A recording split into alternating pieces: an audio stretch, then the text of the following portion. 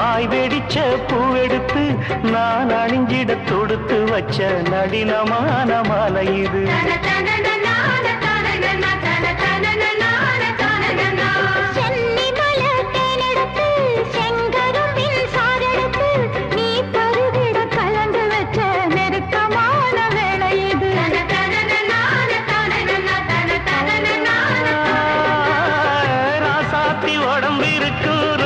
துணி நானாக அன்னாடம் சூடிக்கொள்ள ஆசை வச்சாகாதா?